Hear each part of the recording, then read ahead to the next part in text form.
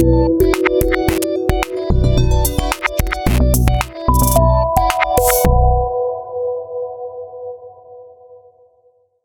been in love with language since I was a child.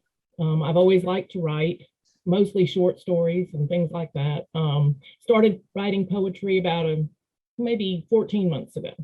I really enjoy following prompts, like on Writer's Digest every week they post prompts, and they also do 2 different months of poem a day.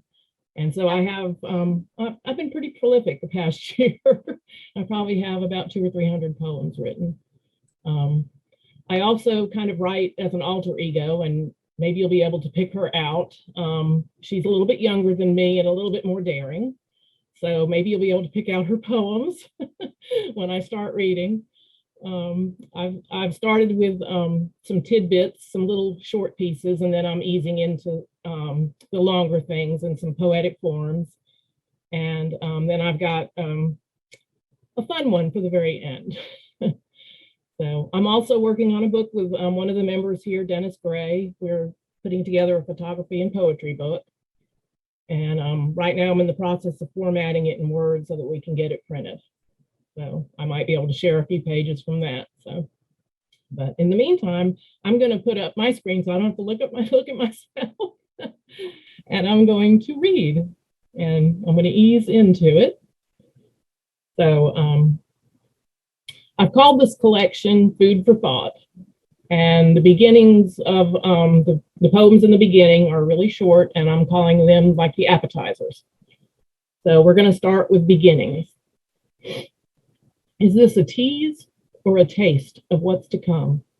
A preview or plunge into, dive right in? I've never tasted lips like yours, strawberry wine, a whiskey chaser, your fingers tracing patterns on my skin. We begin with this tease, this taste, and dive right in. No words. What he didn't say made her blush. He spoke with his hands, lips, and eyes. Her sighs, the voice of all he didn't say. Hunger. Give me one more taste before you go. No haste, slow-paced nibbles to be savored. The flavor of you tarries on my tongue. I'm undone. Constrained. Time seems infinite as grains of sand on an expanse of beach, until we contain both in an hourglass, limiting them to our whims. Topsy-turvy time. Wishes. I released them into the night to take flight among abundant stars and grab light from the brightest. I stayed until I saw a spark and knew they landed safe and sound in boundless space past the dark. I slept fitfully. Perhaps I'd been misguided, short-sighted. And when I woke, I heard the joke and knew it was on me. Aghast, I realized my wishes had been broadcast into the night from the satellite they landed on. Patience. I've tasted patience in whiskey and wine, inhaled the aromas and caught the notes wrought by maturity and time. And time and again, I catch my breath and think of you, your taste, your essence, and how you linger in my mind. Lunacy. She waits for sundown to rise, looks up to skies of raven wing for him out there somewhere. In time, in space, he waits, sees her under moon gleam, listens to her howl. She lingers, draws the dark in close, cloaks herself in star shimmer. He howls back. She beams. We wait for the right time and place, for our once upon a rhyme, while the clock's hands dance and we spiral to its chime. Tick-tock, tick-tock. For the right time, we wait. Spectre. I hid behind dark sunglasses under the noon sun that has stolen my shadow. A furtive glance over my shoulder reveals nothing but empty sidewalk, my own footsteps echoing. Then I see you, reflected in the shop windows, a specter I can't escape.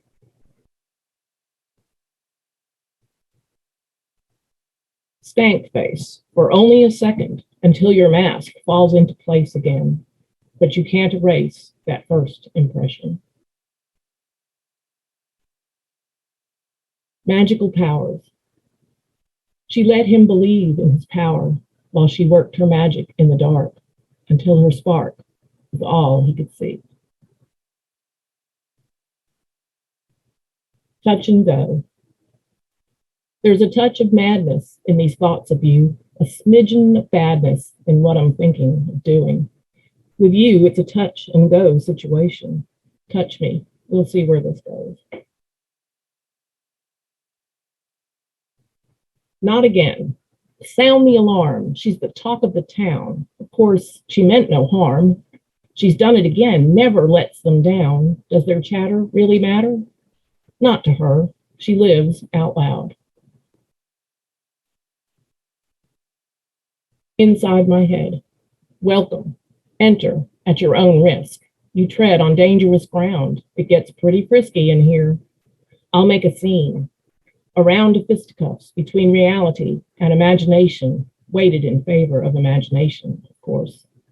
Leading me to you, and oh, I can't go there, not here. But you're in my head. You go instead.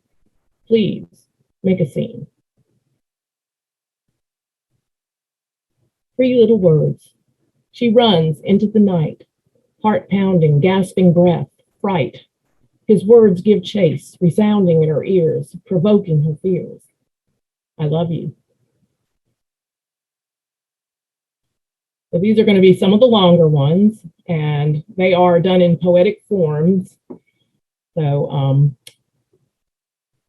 I find the poetic form is handy for poems that just aren't working any other way. It helps me to rewrite them and make them make sense. So this is one. It's a form called the Penfer. It's a Welsh form. Enchantment. At night, he brings the stars, pours them over her, spilling silvered gems like scores of brilliance, divine decor. Sparking fire from the light of the full moon, she blooms aglow, inciting gathered spirits, sylphs, and sprites. At dawn, he brings the moon before it pales, tips it, trailing glow, lunar swoon. Mermaids croon the siren's tune. Under influence of celestial sway, they play, gambol with the gulls, games of catch with sailors' skulls. At noon, he brings the sun, makes shadows fade to cascading bright. She wakes, brilliant strewn with naught opaque. Infusing her with warmth under the blaze of his gaze, she flares, thunder and lightning consumed. Wonder infusing her with afterglow, sorrow eclipsed. She borrows his flow. He's yesterday, tomorrow. Her future, the remainder of her days, he'll amaze her. Trust regained, the truest of loves, unchained. And this is another poetic form called the Trilonet, and I wrote it about memory loss. Tune familiar. A polished jet surface made dull by dust, trembling hands reach out to uncover keys of ivory and black, untouched for years. He plays a simple scale to ease his fears that the music's lost, erased by degrees. This loss of memory is so unjust. It's a new world into which he's been thrust. From the piano flows a simple reprieve, melodic chords, a soothing balm to ears, accustomed to abrupt words from his peers. Each day has moments he will learn to seize. Music is a familiar he can trust. Now he's awakened old dreams and desires. With harmony and joy, he will conspire. And another poetic form, this is a saraband, and I used the quote, "Dance is a vertical expression of a horizontal desire," by George Bernard Shaw. So this one's called Desire.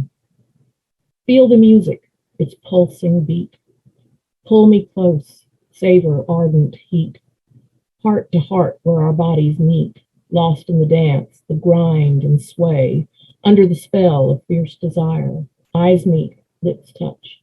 Intense foreplay, not long now, till we're on fire.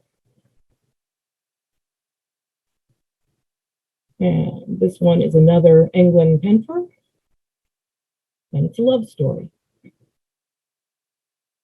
I wonder, did you think of me last night? Excitement found in this ink on the page, our minds in sync. Yes, I thought of you, closed my eyes to see sweet ardor, advance the plot with romance and desire sought. Between these lines, we hope to find our us.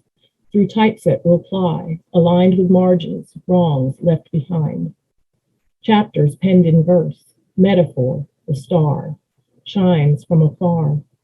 Playful words cavort with meanings dispersed in rhyme and prose to tickle the fancy with dance moves on tippy toes, embracing with passion's throes. Entangled in sheets of the brightest white pages, delighted heartbeats echo phrases repeated with abandon. I love you, long overdue, no lines drawn, happy conclusion foregone.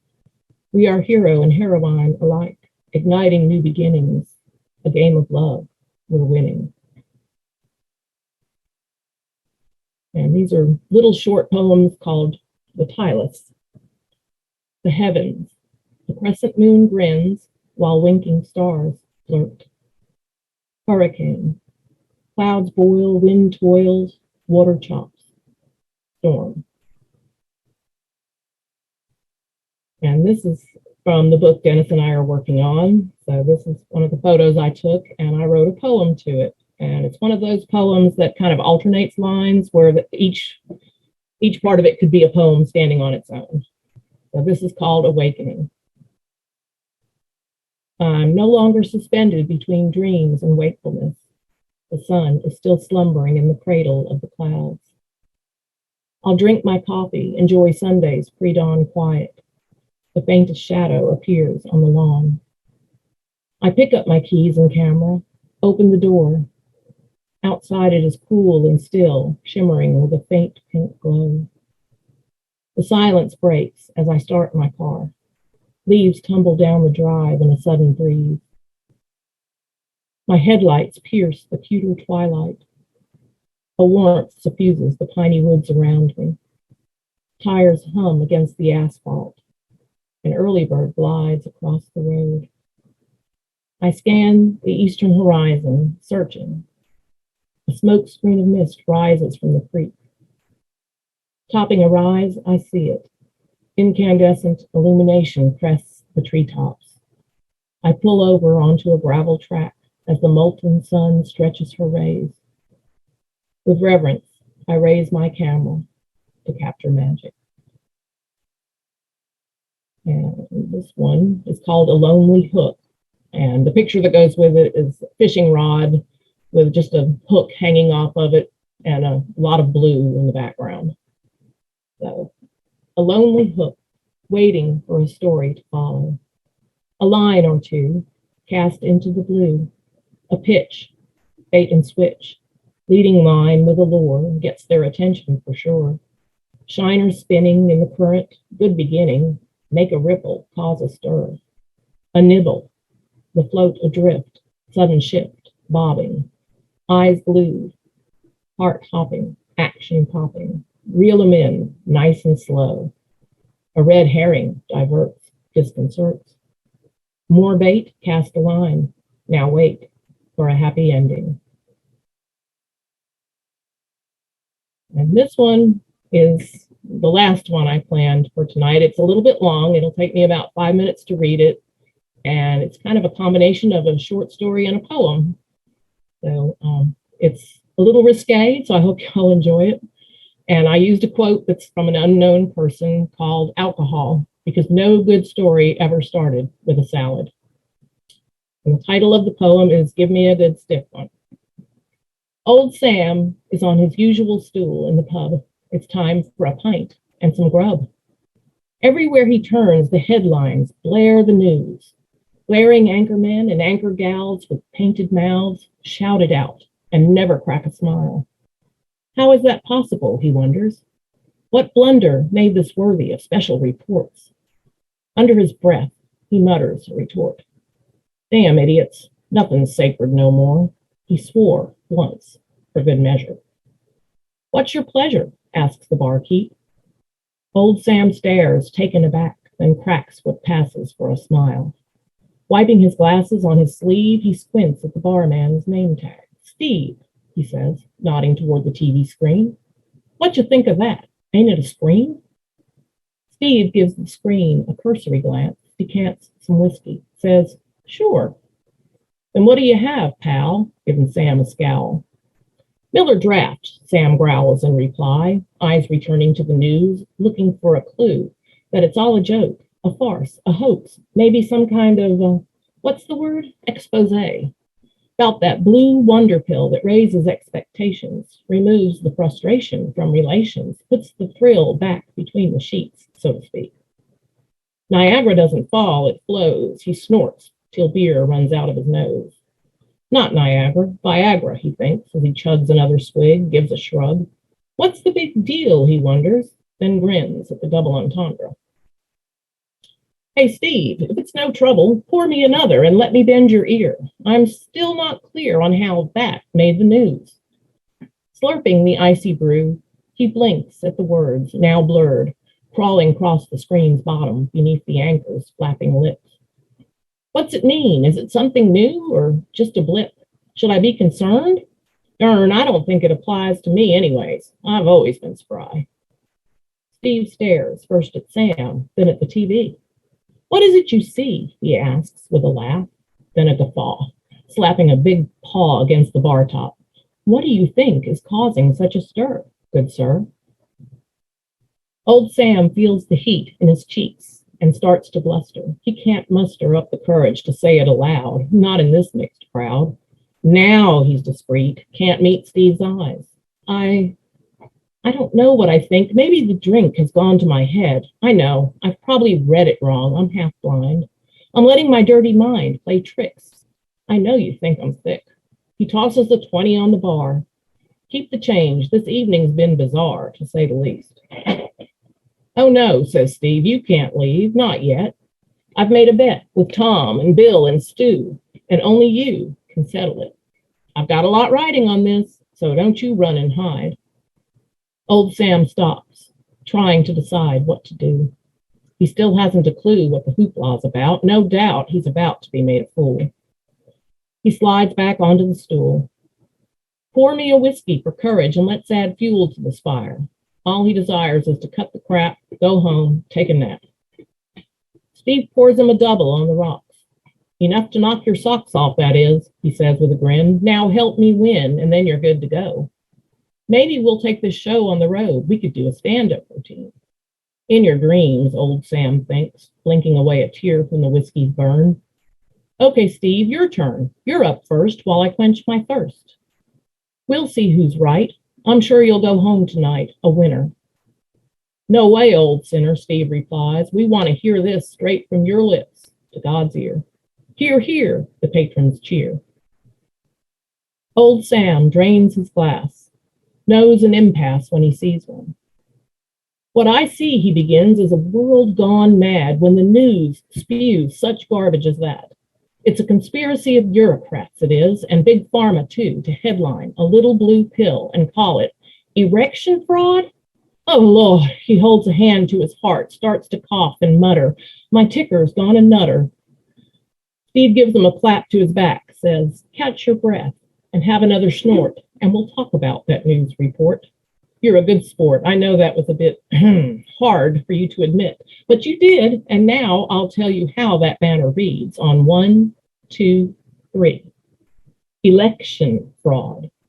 Now, how about a big round of applause for old Sam here, and a bit of advice, Sam. Next time something's unclear, drink your beer and keep it to yourself. Old Sam stands, a bit wobbly, prepared to make a grand exit. He takes a bow, enjoying the camaraderie, straightens his hat upon his brow, granting one last repartee. election fraud. There's no fun in picturing that.